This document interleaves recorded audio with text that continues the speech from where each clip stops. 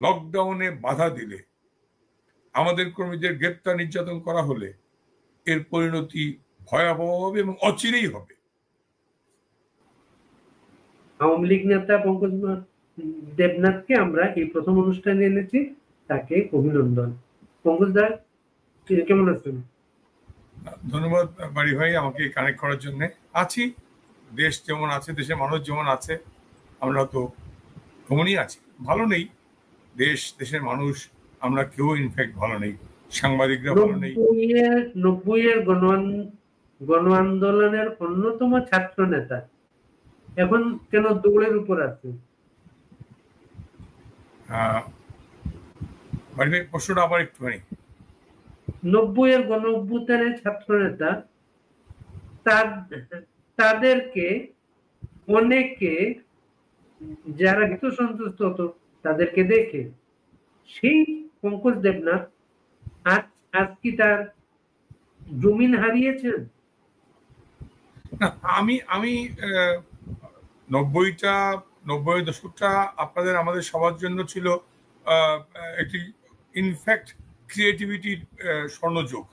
সাংবাদিকতা, নাট্যকর্মী, সংস্কৃতিকর্মী, রাজনীতি, আমরা আমাদের মতো করে নতুন স্লোগান, নতুন কবিতা, নতুন যা কিছু সবকিছু ওই সময়টা বিশ্ববিদ্যালয়ের টিএসসি বা এটা ছিল নতুনভাবে দেশ গড়া, দেশকে দেওয়ার জন্য, অর্থাৎ স্বৈরাচারের কবল থেকে গণতন্ত্রকে পুনরুদ্ধারের জন্য যা কিছু করা দরকার আমরা তা করেছি। আমরা মনে করি 90-এর দশকে আমাদের যে অভিজ্ঞতা তা দিয়েই কিন্তু আমরা যুগে যুগে স্বৈরাচার, সন্ত্রাস, সাম্প্রদায়িক শক্তিকে পরাভূত করার যে সাহসটা আমরা দেখিয়েছি, বাংলাদেশ থেকে সাম্প্রদায়িক অপশক্তিকে প্রতিহত করা, স্বৈরাচারের মূলোৎপাটন করা, সন্ত্রাসকে বিশ্ববিদ্যালয় থেকে নির্মূল করা, এই যে কাজগুলো আমাদের ছিল, যে স্বপ্নটা আমরা 90-তে দেখতাম, সেটি কিন্তু ধাপে ধাপে আমরা করার চেষ্টা করেছি। যদিও প্রসঙ্গটা বড় হচ্ছে, যেমন আমি প্রায়ই বলে থাকি, 71-এর যুদ্ধাপরাধীদের বিচার বাংলাদেশে হতে পারে এর ভাবনারও অতীত ছিল, কিন্তু এটি সম্ভব হয়েছে বঙ্গবন্ধু কন্যা জননেত্রী শেখ হাসিনার নেতৃত্বে। 71-এর সেই যারা মানবতার বিরুদ্ধে অপরাধ করে, নরঘাতক যারা ইমাম, কবি সুফিয়া কামাল সহ আমাদের শওকত ওসমানরা যেই পথ দেখিয়ে গেছেন, সেই যেই স্বপ্নের বীজ বপন করে গেছিলেন, সেটি কিন্তু আমরা সফল হয়েছিলাম। চিহ্নিত যুদ্ধাপরাধীদের বিচার করতে আমরা পেরেছিলাম। বঙ্গবন্ধু হত্যাকারী যারা দম্ভ করে বলেছিল কেউ আমাদের বিচার করতে পারবে না, জিয়াউর রহমান যাদেরকে ইন্ডেমনিটি দিয়েছিলেন, সেই খুনিদের কিন্তু 45 বছর পরে হলেও আমরা বিচার করতে পেরেছিলাম। আইনের ঊর্ধ্বে কেউ না, সেটি কিন্তু সম্ভব হয়েছিল গ্রেনেড হামলার বিচার করার মধ্য দিয়ে। যারা গ্রেনেড ছড়ে, পাকিস্তান থেকে আরজিএস গ্রেনেড এনে গ্রেনেড ছড়ে জননেত্রী শেখ হাসিনাকে হত্যার মধ্য দিয়ে বাংলাদেশকে নেতৃত্ব শূন্য এবং মেধা শূন্য করতে চেয়েছিল রাজনীতিকে, তারও কিন্তু বিচার হয়েছে। কাজেই সেই সাহসটা 90-এর আন্দোলন থেকে আমরা পেয়েছিলাম, 90-এর দশক থেকে আমরা পেয়েছিলাম। সেই সময় জাতীয় ছাত্রলীগের আপনাদের টিমটা সমস্ত পোস্টার করা থেকে আরম্ভ করে যত রুশিয়ার যত আধুনিক উপস্থাপনা, সেই টিমটার মাধ্যমে কিন্তু সংগ্রাম পরিষদের ব্যানারে প্রকাশ পেত। সেই টিমটা ছিলেন আপনারা। এবং আপনি ঢাকা বিশ্ববিদ্যালয়কে, অন্তত সবগুলো বিশ্ববিদ্যালয়, ধর্মীয় সাম্প্রদায়িক রাজনীতির বাইরে আপনারা নিয়ে আসতে পেরেছিলেন। সেই জায়গাটা বেদখল হয়ে গেছে, কিভাবে দেখেন? একটি হচ্ছে, আমি আগেই বলেছি, 90 দশকটা ছিল ক্রিয়েটিভিটির দশক। এরশাদের বিরুদ্ধে স্পর্শ নামে যে ম্যাগাজিনটা করছিলেন মোজাম্মেল বাবু ভাই, টিঙ্কুবেরা মিলে রাইফেলকে প্রচ্ছদে এনে যেই ম্যাগাজিনটা বের করা, বা টিএসসিতে আমরা যখন সুভাষিত স্বাধীনতায় তখন ছিল না, আমরা যখন ডাসের পিছনে সমাবেশ করতাম, চারুকলার আমাদের সহযাত্রী সহকর্মীরা এসে, আমার স্পষ্ট মনে আছে, গোটা বাংলাদেশের উপরে একটি আর্মির অর্থাৎ পোস্টার বলেন, দেয়াল লিখন বলেন, বা স্লোগানের ভাষা বলেন, সেটি ছিল ওই সময়ের একটি, আবারও বলি, ক্রিয়েটিভিটির যুগ।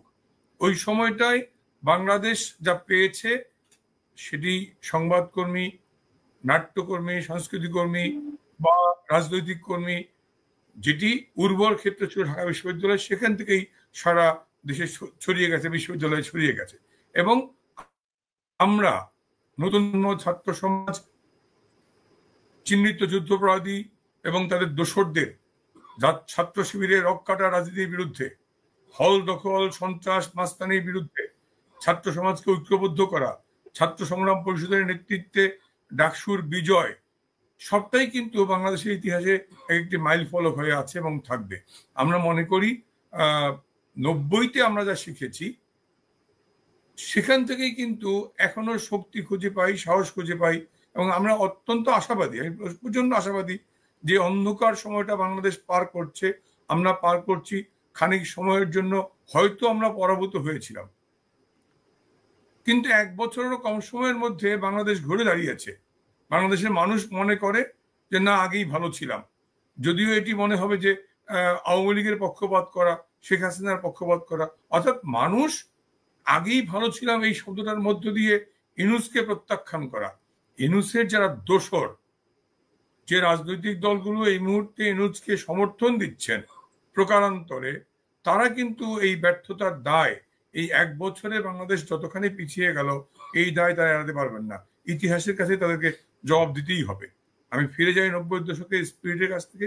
90-তে যা শিখতে পেরেছি, বিশ্ববিদ্যালয় আমাদের যা শিখিয়েছে, আমরা সেই অভিজ্ঞতা থেকেই আগামী দিনের পথ চলা নির্ধারণ করতে চাই। অবশ্যই এবারের যে নতুন যে প্রজন্ম, তখন আমরা নতুন প্রজন্ম ছিলাম, এখনকার যে নতুন প্রজন্ম যারা বিভ্রান্ত হয়েছিল, যারা পথভ্রষ্ট হয়েছিল, অথবা সাময়িক সময়ের জন্য ষড়যন্ত্রকারীদের কাছে তারা বিভ্রান্ত হয়েছিল, সেই ভুল আজকে বুঝতে পেরেছে। যারা মিথ্যাচার অপপ্রচার করে প্রকাশ্যে ভারত বিরোধিতার মতো একটি সেন্সিটিভ ইস্যুকে ব্যবহার করে, অথবা বৈষম্যের মতো একটি টাচি ইস্যুকে ব্যবহার করে, যারা ছাত্র সমাজকে, ছাত্রছাত্রীদেরকে হল থেকে বের করে নিয়ে এসেছিল, এখন তারা ডাকলে কিন্তু টিএসসিতে, রাজুতে 200 লোক হয় না, 100 লোক হয় না। তারা এখন জনবিচ্ছিন্ন, তারা এখন একেবারেই জনগণ কর্তৃক প্রত্যাখ্যাত হয়েছে, যিনি রাষ্ট্র নির্বাচনে বা চিটাগং ইউনিভার্সিটি নির্বাচনে প্রমাণিত হয়েছে। হয়তো বলবেন ছাত্র শিবির জিতেছে, হয়তো আপনি বলবেন সেখানে ছাত্র শিবির জিতেছে। ছাত্রলীগ যেহেতু মাঠে নেই, ছাত্রলীগকে মাঠে কাজ করতে দেওয়া হচ্ছে না, নিষিদ্ধ করা হয়েছে, এইখানেই হচ্ছে ছাত্র দলের বা বিএনপি রাজনীতির অসার শূন্যতা, এখানেই হচ্ছে ওদের ব্যর্থতা। বিএনপি বা যেখানে ছাত্রলীগকে মাঠে থাকতে দেওয়া হচ্ছে না, নিষিদ্ধ করা হচ্ছে, ছাত্রলীগের কোনো কর্মী ক্লাসে যেতে পারছে না, হলে থাকতে পারছে না, সেখানে ছাত্র শিবিরের কাছে ছাত্র দলের পরাজয়, ছাত্র শিবিরের কাছে সো কল্ড এনসিপির পরাজয়, এর মধ্য দিয়ে প্রমাণিত হয়েছে যে ছাত্র দল বা এনসিপি একেবারেই কি বলবো, মাখাল ফল। বাইরে চকচক করলেও ভিতরে কিছু নেই। তারা ছাত্র শিবিরের মতো একটি ধর্মান্ধ রাজনৈতিক দলের কাছে বারবার হোঁচট খাচ্ছে। এখান থেকেও কিন্তু আমরা নতুন প্রজন্মকে আহ্বান জানাতে পারবো, এই ধর্মান্ধতা, এটি আমার জাতির জন্য অভিশাপ। বাংলাদেশের অস্তিত্বের সাথে এই ধর্মান্ধতা যায় না। জামাত, শিবির, এরা চিহ্নিত বাংলাদেশ বিরোধী অপশক্তি। এদের কাছে নারী নিরাপদ নয়, এদের কাছে সভ্যতা, সংস্কৃতি, কর্মকাণ্ড, মাজার, যাত্রাপালা, নাটক, উদীচী আজকে বন্ধ, উদীচীর অফিসও বন্ধ, কোনো কালচারাল অ্যাক্টিভিটিস ক্যাম্পাসে নেই, ঢাকা শহরে নেই, বাংলাদেশে নেই। কাজেই এই ধর্মান্ধ কুপমণ্ডুকতার কাছে বাংলাদেশ হাঁটতে পারে না। এই নতুন প্রজন্ম অবশ্যই এই যে প্রতিক্রিয়াশীল কুপমণ্ডুক, ধর্মান্ধ উগ্র সাম্প্রদায়িক গোষ্ঠী, তাদের হাত থেকে অবশ্যই বাংলাদেশের চেতনার যে মূল ভিত্তি, অসাম্প্রদায়িক গণতান্ত্রিক বাংলাদেশ, সেটিকে ফিরিয়ে আনতে হবে। অবশ্যই নতুন প্রজন্ম সেই ফিরিয়ে আনার সংগ্রামে নেতৃত্ব দেবে। পঙ্কজ, আজকে একটা নিউজ বিভিন্ন গণমাধ্যমে বেরিয়েছে, শহীদ জননী জাহানারা ইমামের বই বাংলা একাডেমিতে যেগুলো ছিল সেগুলা কেজি হিসেবে বিক্রি করে দেওয়া হচ্ছে। স্পর্ধা চিন্তা করতে পারে? আমি একটু আগেই তো বলছিলাম যে বিএনপি জেনে শুনে জেনে শুনে বিষ করেছে, গান আছে রবীন্দ্রসঙ্গীতের, বিএনপি জেনে শুনে যে বিষ পান করছে, এই বিষ বিএনপিকে তিলে তিলে কুড়ে কুড়ে খাবে। ওরা আওয়ামী লীগকে নিশ্চিহ্ন করার একটা হীন মানসে ইউনূসকে সমর্থন দিচ্ছে। আর ইউনূসের সমর্থন নিয়ে আজকে জামাত শিবির এবং তার দোসররা, যদি আপনি বললেন শহীদ জননী জাহানারা ইমামের বই বাংলা একাডেমিতে শেড ধরে বিক্রি করা হচ্ছে, বঙ্গবন্ধুর মুরাল ভেঙেছে, মুক্তিযুদ্ধের ভাস্কর্য মুরাল যেখানে যা ছিল, শহীদ মিনার, অর্থাৎ মুক্তিযুদ্ধের স্মারক যা ছিল তা ধ্বংস করা হচ্ছে, ধ্বংস করা হয়েছে, করা হচ্ছে, পাঠ্যসূচি থেকে নির্মূল করা হচ্ছে। এটি ওরা ওই যে ৭১-এ যে পরাজয়ের প্রতিশোধ, যেটি গোলাম আজমরা চেয়েছিল ৭১ সালে, নিজামী মুজাহিদরা চেয়েছিল ৭১ সালে, পারেনি, সেই নতুন প্রজন্মের কাছে, সেই মুক্তিযোদ্ধাদের কাছে সেই প্রতিশোধটা এখন নিতে চাচ্ছে। যারা এই মুক্তিযুদ্ধের পক্ষে কথা বলেছে, যারা মুক্তিযুদ্ধের চেতনাকে ধারণ করেছে, সেই শক্তিকে নির্মূল করার একটি গভীর চক্রান্ত থেকে ওরা ইউনূসকে সমর্থন দিচ্ছে। যেটি আপনিই বললেন যে শহীদ জননী জাহানারা ইমামের বই বাংলা একাডেমি থেকে শেড ধরে বিক্রি করে দেওয়া হচ্ছে, এটা চলতে পারে না। আমি আপনার মাধ্যমে নতুন প্রজন্মকে, ঢাকা বিশ্ববিদ্যালয়, প্রত্যেকটা বিশ্ববিদ্যালয় এবং স্কুল কলেজে পড়ুয়া ছাত্রছাত্রী সবার কাছে আহ্বান জানাবো, আপনারা হয়তো কোনো কারণে আওয়ামী লীগকে ভুল বুঝতে পারেন, এই ভুল বুঝো বেশি দিন টিকবে না। এই কারণে অচিরেই ভুল ভেঙেছে এবং আরো ভাঙবে। শেখ হাসিনা আওয়ামী লীগ বাংলাদেশের জন্য একটি অপরিহার্য রাজনৈতিক প্রতিষ্ঠান, ব্যক্তিত্ব। আপাত দৃষ্টিতে মনে হতে পারে যে শেখ হাসিনা বা আওয়ামী লীগের এই ত্রুটি, এই ভুল, আমরা কেউ ভুলের ঊর্ধ্বে তা মনে করছি না। আমাদের সময় অনিয়ম ত্রুটি হয়নি আমি তাও বলছি না, কিন্তু বাংলাদেশটার জন্য শেখ হাসিনা বা আওয়ামী লীগ যা করে দিয়ে গেছেন, যা যেই চলমান প্রক্রিয়া এখনো অব্যাহত রয়েছে, সেটি বাংলাদেশের জন্য অপরিহার্য ছিল। আওয়ামী লীগ ক্ষমতায় থাক বা বিরোধী দলে থাক, এটি একটি বাংলাদেশের জন্য অপরিহার্য রাজনৈতিক প্রতিষ্ঠান। আওয়ামী লীগকে নিষিদ্ধ করে দিয়ে, শেখ হাসিনাকে মাইনাস করে, তাকে প্রহসনের ট্রাইব্যুনালে ফাঁসি দিয়ে রাজনীতি থেকে নির্বাসনে রাখার ষড়যন্ত্র আপনি করতে পারেন। জনগণ এটি মানবে না, এই কারণে গ্রহণ করবে না, এই কারণে যুগে যুগে এই চেষ্টা হয়েছে, বহুবার বহুবার এই চেষ্টা হয়েছে। আপনার বক্তব্যে আপনি বারবার একটা জিনিস খুব গুরুত্ব দিয়ে উচ্চারণ করছেন, নতুন প্রজন্ম, টার্গেটটা হচ্ছে নতুন প্রজন্ম। এই কারণে কি এই কর্মসূচির নাম আপনাদের প্রথম কর্মসূচির নাম লকডাউন? আমি বলছি এই কারণে যে আমরা জনগণের যে ভোগান্তিটা মাথায় রেখেই কিন্তু ইউনূসকে উৎখাত করতে চাই। সরাসরি বলছি, no more Yunus, step down Yunus. কারণ ইউনূস থাকলে এদেশের সভ্যতা, সংস্কৃতি, আইনের শাসন, বিচার ব্যবস্থা, অর্থনীতি, রাজনীতি ১ বছরেই ধ্বংস হয়ে গেছে। কাজেই আমরা নতুন প্রজন্মই কিন্তু ইতিহাস, নতুন ইতিহাসের পরে পাল্টে যায়। ৭১-এ যারা তরুণ ছিলেন তারাই অস্ত্র হাতে তুলে নিয়ে যুদ্ধ করেছেন। ৯০-তে আমরা যারা তরুণ ছিলাম আমরাই এর সাথে পদত্যাগে বাধ্য করেছি।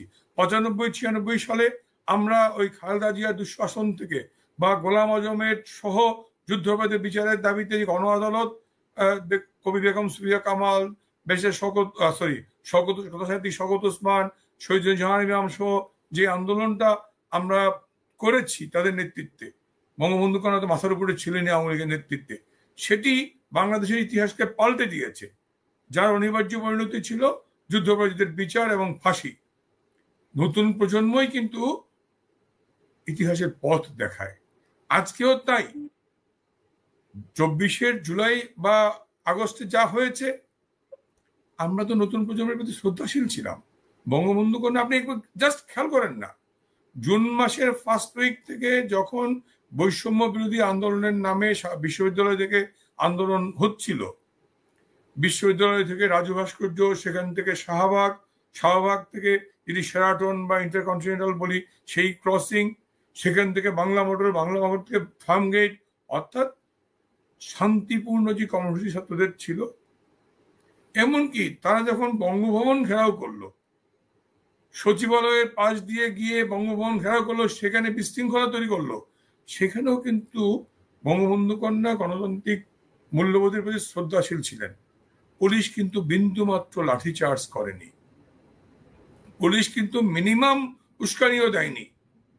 অর্থাৎ তরুণ প্রজন্মের ছাত্রছাত্রী যাদের প্রতি শেখ হাসিনার মমত্ব ছিল, আবেগ ছিল, তিনি ওই স্পিরিটটাকে ধারণ করতেন। তিনি যেটি কোর্টের বিষয় কোর্টের মাধ্যমে সমাধান করতে চেয়েছিলেন, যেটি কোর্ট থেকে এসেছে, হাইকোর্ট থেকে এসেছে, তিনি হাইকোর্ট সরকারের পক্ষ থেকে চেম্বার জজে যাওয়া হয়েছে, অ্যাপিলেট ডিভিশনে যাওয়া হয়েছে, তিনি চেয়েছিলেন যে হাইকোর্ট থেকেই শেষ হোক।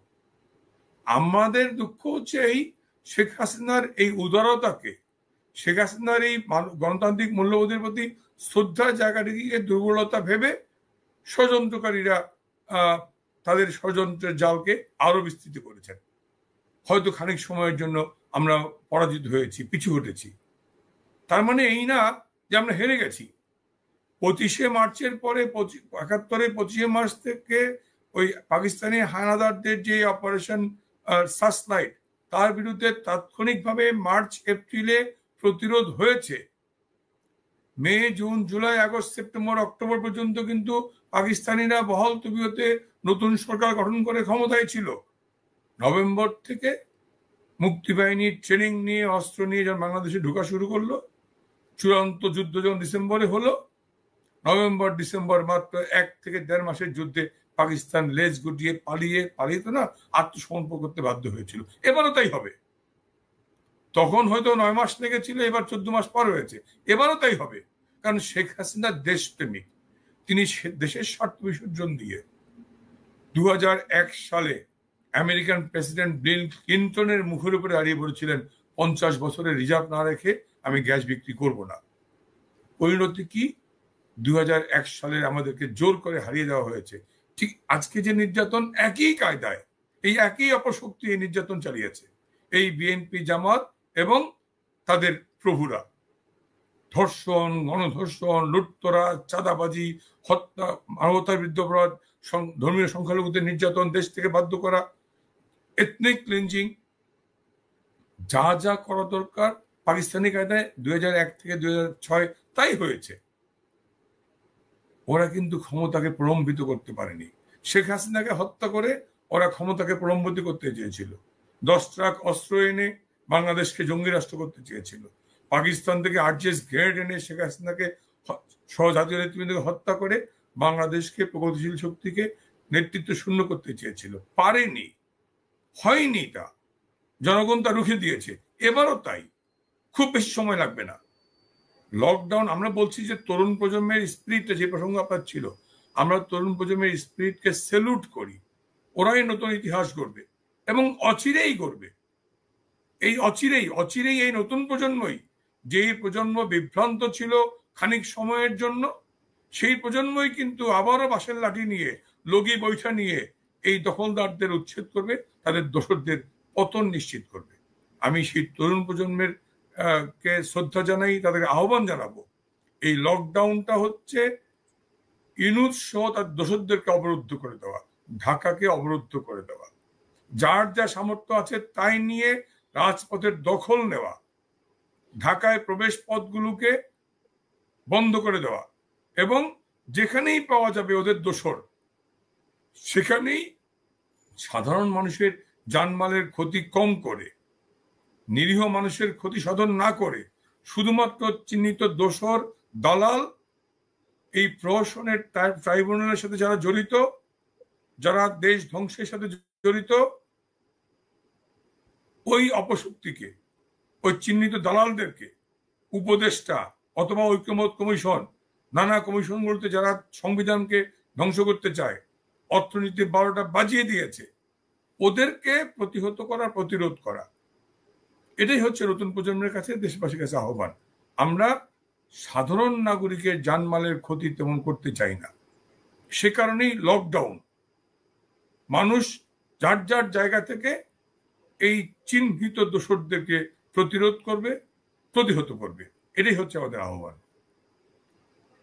আপনাদের আহ্বান, আপনাদের কর্মসূচি সরকার যে বিচলিত, তা আমরা কয়েকদিন ধরে দেখছি, এবং তারা ঘোষণা দিয়েছে সর্বোচ্চ শক্তি প্রয়োগের মাধ্যমে এই কর্মসূচি পণ্ড করা হবে, তখন আপনারা কি করবেন? সর্বোচ্চ শক্তি প্রয়োগ করে কর্মসূচি পণ্ড করা যায়, মানুষের মন থেকে তো আর হৃদয় থেকে তো মুছা যায় না। সর্বোচ্চ শক্তি প্রয়োগ করে গুলি করে মানুষ হত্যা করে কোনো দুঃশাসন কিন্তু টিকতে পারেনি, কেউ পারেনি। হয়তো 13 তারিখে তারা সরকারের পক্ষ থেকে রাষ্ট্রযন্ত্রকে ব্যবহার করে জামাত শিবির বা বিএনপির মব লিঞ্চিং কে উস্কে দিয়ে হয়তো আওয়ামী লীগ কর্মীদের হত্যা করা যাবে, গ্রেপ্তার করা যাবে, তাতে কিন্তু কর্মসূচি আরো সফল হবে। বুঝতে হবে যে প্রথম দিকে আন্তর্জাতিক মিডিয়া এই ঘটনাগুলো কভার করেনি, বাংলাদেশের মিডিয়া কভার করতে পারছে না, তাদেরকে একরকম নিষিদ্ধ করা হয়েছে, নিষেধ করে দেওয়া হয়েছে, কোনো শব্দ লেখা যাচ্ছে না। কিন্তু এটাও সত্য, ইউনূস সহ তাদের নিষেধাজ্ঞার পরেও, নিষেধের পরেও রয়টার, এপি, টাইম ম্যাগাজিন সহ গুরুত্বপূর্ণ বিশ্বের প্রথম সারির সংবাদ মাধ্যম জননেত্রী শেখ হাসিনার নিউজ কভার করছেন, তার ইন্টারভিউ কভার করছেন। কাজেই 6 মাস আগেও যা ছিল এখন তা নেই। ওরা যত বেশি নির্যাতন করবে, ওদের আঘাত যত বেশি তীব্র হবে, আমাদের প্রতিবাদের ভাষা আরো বেশি সাহসী হবে। আমরা আরো বেশি, আগেই বলেছি, জনগণের জানমালের ক্ষতি আমরা করতে চাই না। আমরা চিহ্নিত দালালদেরকে এবং এই দোসরদেরকে প্রতিহত করতে চাই, প্রতিরোধ করতে চাই। সেই ক্ষেত্রে আপনার মাধ্যমে, আপনি একজন সাহসী সাংবাদিক, আপনি একেবারেই সেই মনাজাত উদ্দিনের মতো, আপনাদের অনেকেই নাম মনে নেই, সেই উত্তরবঙ্গে সেই সাহসী সাংবাদিক, চারণ সাংবাদিক মনাজাত উদ্দিন, আপনার তো মনে দেখার কথা, আপনারা সেই চারণ সাংবাদিক। কাজেই আপনি পথে প্রান্তরে ঘুরে ঘুরে ঘুরে ঘুরে সারা বাংলাদেশ উপজেলা পর্যন্ত ঘুরে ঘুরে অনেক নিউজ কভার করেছেন, সত্য উদ্ঘাটন হয়েছে। আমি আপনার মাধ্যমে অনুরোধ জানাবো, যা সত্য তা প্রকাশ করুন। যা যত নির্যাতন হবে তত বেশি আন্দোলন তীব্র হবে এবং পরিণতি হবে ভয়াবহ। ভয়াবহ কি হবে ওর টের পাবে না। সবকিছু বলে কয়ে কাগজে কলমে লিখে হয় না। জনগণ যখন মরতে শিখেছে, বঙ্গবন্ধু বলেছেন, আমরা যখন মরতে শিখেছি কেউ আমাদের দাবিয়ে রাখতে পারবে না। আওয়ামী লীগ যখন মরতে শিখেছে, 1 বছরে কত হাজার আওয়ামী লীগ কর্মী নিহত হয়েছে, জীবন দিয়েছে, তারপরেও আওয়ামী লীগ মাঠে আছে। প্রতিদিন মিছিল, মিটিং, খণ্ড মিছিল, ঝটিকা মিছিল, কোথাও না কোথাও আছে। কাজেই আওয়ামী লীগকে হত্যা করে নিশ্চিহ্ন করা যায়নি, যায় না, এটাই ইতিহাস।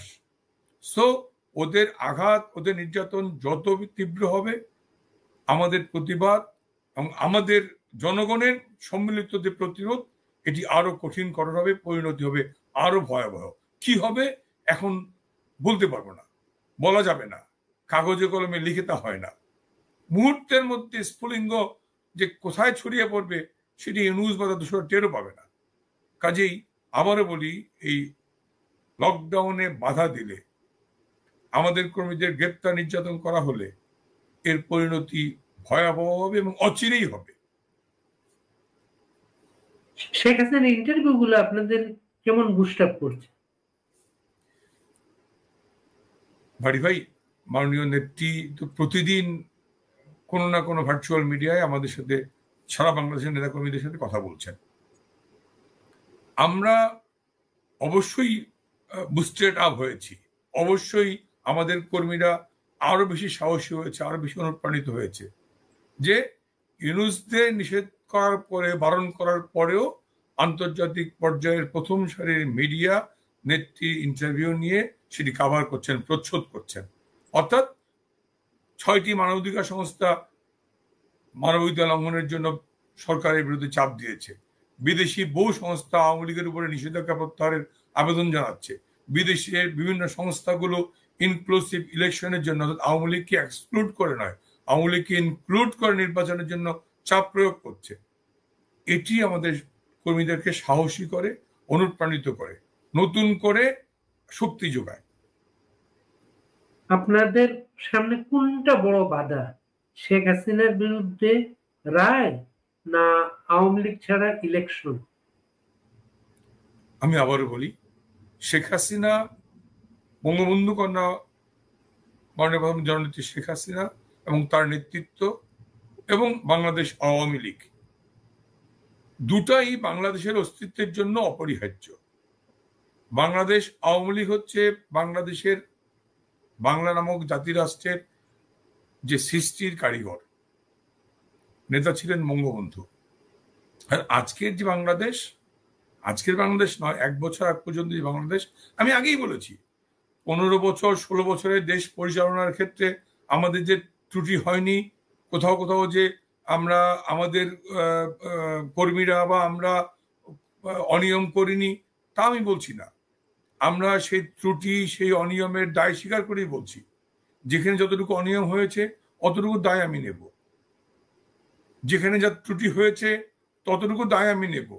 কিন্তু তারপরেও বাংলাদেশকে বিশ্বমানের একটি দেশে রূপান্তর করা, অথবা একেবারে মহাকাশে স্যাটেলাইট থেকে শুরু করে পদ্মা সেতু অথবা মেট্রো রেল, এর বাইরে গিয়ে একেবারে হতদরিদ্র মানুষগুলোকে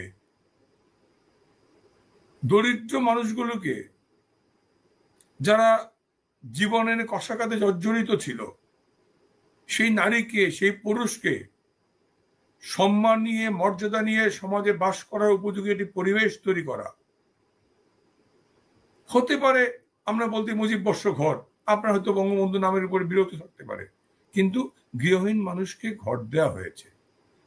একটি অসচ্ছল দরিদ্র বিধবা নারীকে ভাতা দেওয়া হয়েছে। কোনো নারীকে প্রতি মাসে 30 কেজি করে চাল দিয়েছে।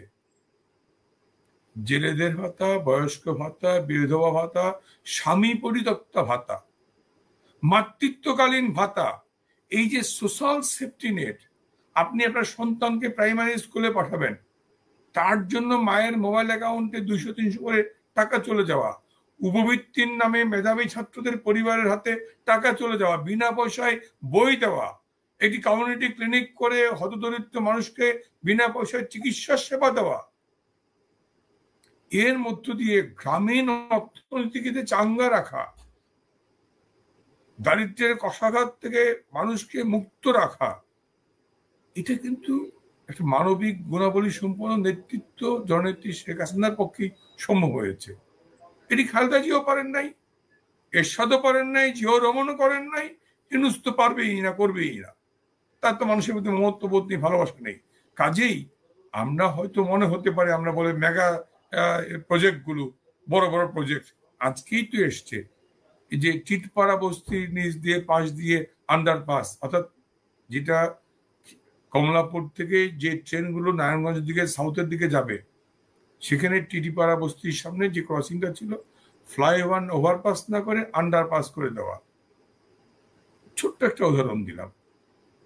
কাজেই চোখ বুঝে ভাবুন, মেট্রো রেল নেই, চোখ বুঝে ভাবুন ওভারপাসগুলো ঢাকা শহরে নেই, কুড়িল ওভারপাস নেই, অথবা গুলশান মর্নি যে পাকশি থেকে এয়ারপোর্ট রোডের ওভারপাসগুলো ঢাকা শহরে নেই।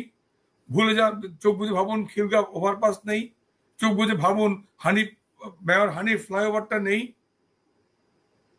কি হবে ঢাকা শহরের অবস্থা? ভাবুন, ঢাকা চট্টগ্রাম রোডে ফেনী ওভারপাস নেই, ফ্লাইওভার নেই, কুমিল্লা ফ্লাইওভার নেই, আপনি ঢাকা সিলেট রোডে যেটি আমাদের ওই যে রূপগঞ্জের এখানে, সেই ফ্লাইওভারটা নেই। একবার চোখ বুঝে ভাবুন মেঘনা ব্রিজটা নেই, মেঘনা ব্রিজ শেখ হাসিনার করা। চোখ বুঝে ভাবুন পদ্মা সেতু নেই, চোখ বুঝে ভাবুন কাশপুর ব্রিজের প্যারালাল আরেকটা ব্রিজ নেই। একবার ভাবুন দাউদকান্দি বা মেঘনাঘাটে প্যারালাল ব্রিজগুলো নেই। কি হতো দেশের অবস্থা? দেশের অর্থনীতি স্থবির থাকতো। মনে হবে বক্তৃতার কথা, কিন্তু একটা বার চোখ বুঝে ভাবুন যে বঙ্গবন্ধু সেতুর পরে আপনার উত্তরবঙ্গ পর্যন্ত, ঢাকা থেকে কাশপুর ব্রিজ হয়ে চট্টগ্রাম পর্যন্ত, অথবা পদ্মা সেতুর পরে Kalna bridge 6 lane, east west connectivity, south north connectivity, Dhaka Sylhet Tamabil পর্যন্ত 6 লেনের রাস্তার কাজ চলমান। অর্থাৎ অর্থনীতির চাকাকে সচল রাখার জন্য পণ্য পরিবহন, এক্সপোর্ট গুডস আর ইম্পোর্ট গুডসকে একেবারে চট্টগ্রাম থেকে বাংলাবন পর্যন্ত পৌঁছে দেওয়া দ্রুততম সময়ের মধ্যে, এটি মাথায়, এটা হচ্ছে দূরদর্শী, একজন দূরদর্শী দেশপ্রেমিক নেতৃত্বের পক্ষেই, রাষ্ট্রনায়ক নেতৃত্বের পক্ষেই এটি সম্ভব, যদি জননেত্রী শেখ হাসিনা করতে পেরেছেন। আমি আবারও বলি, এটা করতে গিয়ে কোথাও যে ত্রুটি হয়নি তাই বলছি না। যেমন আজকে প্রেস সচিব বলেছেন সাইদুজ্জামান চৌধুরীর বাড়িতে যাওয়ার জন্য নাকি কর্ণফুলী টানেল করা হচ্ছে। মানে তার যে মেধা, তার যে ইনডেপথ নলেজ, এর চেয়ে বেশি তার কিছু তার বলার সুযোগ নাই। সে কি বলবে? তার ইনডেপথ, যার মিনিমাম ডেপথ আছে, একাডেমিক ডেপথ বা নলেজ, ডেপথ অফ নলেজ আছে, এইটা যদি একেবারেই কি বলবো, মানে অবান্তর কথা, এই কি অর্বাচীন না হলে কি এই কথা কেউ বলতে পারে? এটা তো পাগলেও বোঝে যে আমার টানেলটা, কর্ণফুলী টানেলটা আজকের জন্য না। মেয়র মহিউদ্দিন সাহেব ওভারে ব্রিজের বিরোধিতা করে বলতেন যে না, টানেল করব, আমি যদি ব্রিজ করি কর্ণফুলীর নাব্যতা ক্ষতিগ্রস্ত হতে পারে, সেখানে আমার যে ভেসেল শিপগুলো আসবে সেগুলোর ক্ষেত্রে মহিউদ্দিন চৌধুরী সাহেব সেই 90 দশক থেকে বারবার বলছিলেন যে না, ব্রিজ না, ব্রিজ না, ব্রিজ না, টানেল, টানেল, টানেল। উনি বারবার বলছিলেন যেই টানেলটা আমাকে আজকের কক্সবাজার, চট্টগ্রাম থেকে এই যে এভিনিউটা খুলে দেবে। আমার কক্সবাজার এয়ারপোর্টটা যেটা আমরা সমুদ্র পর্যন্ত বাড়িয়ে দিয়েছি, ইস্ট ওয়েস্ট কানেক্টিভিটি, অর্থাৎ যেই ফেভারটা এখন দুবাই পায়, আবুধাবি পায়, যে রিফুয়েলিংটা দুবাই থেকে হয়, আমি যদি এইদিকে আবার ধরেন পূর্ব দিক থেকে চীনের পর চীন, জাপান থেকে শুরু ইন্দোনেশিয়া, একেবারে অস্ট্রেলিয়া, নিউজিল্যান্ড ওইদিকে চলে, সেখান থেকে যে উড়োজাহাজগুলো পশ্চিম দিকে যাবে, কানাডা যাবে, আমেরিকা যাবে, ইউরোপ যাবে, সেগুলোকে রিফুয়েলিং করতে হচ্ছে থেকে হয় কেউ দুবাই, কেউ আবুধাবি বা কেউ হংকং। আমি যদি কক্সবাজারে সেটা করতে পারি, আমার কি পরিমাণ রেভিনিউটা আসবে। অতএব কক্সবাজারেরটা একটা তো অবশ্যই সেটি হচ্ছে নৈসর্গিক সৌন্দর্য, পর্যটন কেন্দ্র, সেটি আছে।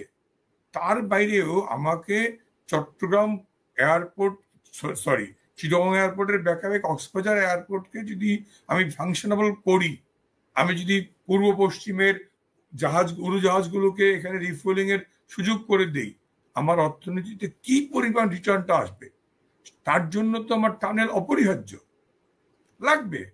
নদীর ওপারে আমরা স্পেশাল ইকোনমিক জোন করা হচ্ছে, আরো করব, যেটি সমুদ্র উপকূলে আমার এক্সপোর্টের জায়গাটা স্পিডি হবে। অর্থাৎ শিল্পায়ন, শিল্পের বিকাশ, সেখান থেকে কর্মসংস্থান। আজকের তরুণ প্রজন্মের মনে কষ্ট হচ্ছে নতুন কর্মসংস্থানের একটা খেদোক্তি, ক্ষোভ বা মনে কষ্ট আছে, এটি যেমন সত্য। কিন্তু জননেত্রী শেখ হাসিনা ন্যাশনাল সার্ভিসেস প্রোগ্রামের মাধ্যমে তিনি যে শিক্ষিত বেকার, আপনি খেয়াল রাখেন, ডিউ টাইমে 16 বছরে মেট্রিক, 18 বছরে ইন্টারমিডিয়েট, 20 বছরে বা 24 বছরে অনার্স পাস করে গিয়ে চাকরি পেলেন না এক জিনিস, কিন্তু পারিবারিক অসচ্ছলতার কারণে, যে কোনো কারণে একটা ছেলে ইন্টারমিডিয়েট পরীক্ষা দিতে পারলো না, বয়স তার 24 হয়ে গেছে, কি করবে? অর্ধশিক্ষিত, বেকার। এই যে কর্মক্ষম যুবক শক্তি, এই শক্তিকে দেশের কাজে লাগানোর জন্য তিনি আত্মকর্মসংস্থান কর্মসূচি করলেন।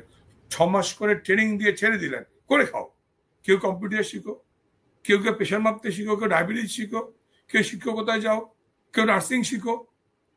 অনেকগুলো ট্রেডে এই লোকগুলোকে তিনি কর্মর উপযোগী করে পরিবেশ তৈরি করে দিলেন।